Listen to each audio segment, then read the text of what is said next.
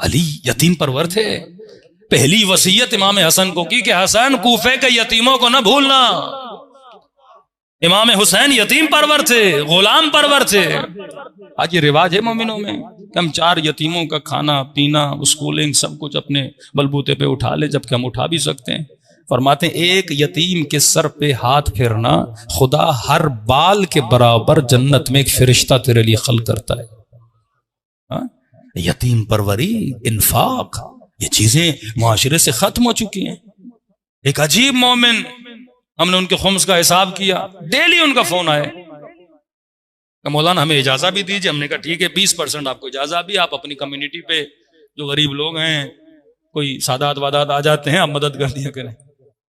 ہر تیسرے دن فون آئے, مولانا ایک فقیر آیا ہے اسے خمس سے دے سکتا ہوں, ایک سید آیا اسے خمس سے دے سکتا ہوں, مولانا 4 غریب لوگ آئے راشن چاہیے اسے خمس سے دے سکتا ہوں. میں نے کہا بندے خدا تم نے ٹھیکہ لیا ہے سب کچھ خمس سے ہی دینا ہے؟ اور بھی تو خیرات ہے, صدقہ ہے, انفاق ہے. یعنی اتنے ہم کنجوس. امام جعفر صادق کی ایک حدیث ہے, اللہ ہر چیز کا محل ہے. خمس سہم سادات ہے, سہم امام ہے جو تبلیغ کے کاموں میں استعمال ہوتا ہے. اب یہ تو نہیں جو بھی غریب آپ کے در پہ آپ ڈائری پہ لکھو میں نے اسے بھی خمس سے دیا اسے بھی خمس سے دیا. یہ کنجوس انسان کی نشانی ہے. میرے چھٹے امام فرماتے 27 قسم کی خیرات ہے, 27 قسم کی خیرات ہے. ڈیلی کا صدقہ, ہفتے کا صدقہ, مہینے کا صدقہ, یتیموں کی مدد کرنا, بیواؤں کی مدد کرنا, جن کے پاس لباس نہیں ان کی مدد کرنا. لیکن ہم نے ایک ذہن بنا دیا میں نے جو کچھ کرنا ہے کس سے کرنا ہے, ہم سے کرنا. یہ ظلم ہے, یہ کنجوسی ہے, یہ انفاق کے خلاف ہے. امام نے کہا ہم نے ضمانت دے دی جنت کی, جا کے بول دے اپنے دوست کو. کہتے واپس آیا زرارہ, کہتا میں نے اسے کہا کہ میں امام سے مل کے آیا ہوں اور امام نے کہا کہ ہم نے ضمانت دے دی. اس نے کہا ٹھیک ہے. زرارہ کہتے 2 ہفتے گزرے, اچانک ایک شخص دوڑتا ہوا آیا کہ وہ بندہ حکومت میں نہیں تھا, اس نے کب کا کام بھی چھوڑ دیا, وہ آپ کو بلا رہا ہے. زرارہ کہتا ہے میں نے کہا کیا کام ہے, کہ وہ جلدی آپ. اس نے کہا آپ آئیے, اور کہا اگر آپ کے گھر میں ایک لباس ہے وہ بھی لیتے ہوئے آئیے, ایک قمیص ہے تو وہ بھی میرے لیے لائیے. کمی پریشان ہو, اتنا امیر آدمی قمیص کیوں مانگ رہا ہے مجھ سے. کہتا جب اس کے دروازے پہ دستک دی, اس نے کہا جی. میں نے کہا آپ نے بلایا کہاں؟ تو پھر دروازہ کھولی, اندر آؤں کہ اندر نہیں آ سکتے, تم باہر آؤ کہ باہر نہیں آ سکتا. کہ کیوں؟ کہ میرے بدن پہ لباس نہیں ہے.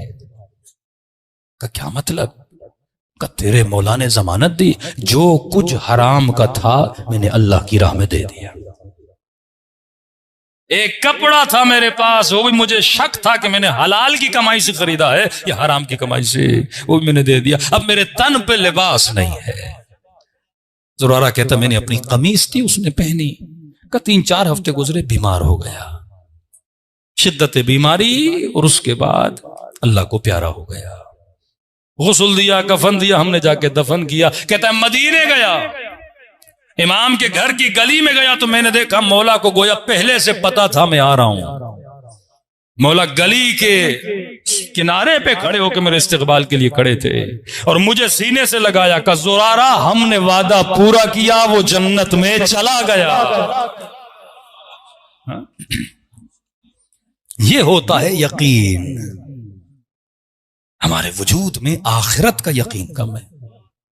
سورہ بقرہ الف لام میم ذالک الکتاب لا ریب فیہ ھدی للمتقین الذین یؤمنون بالغیب.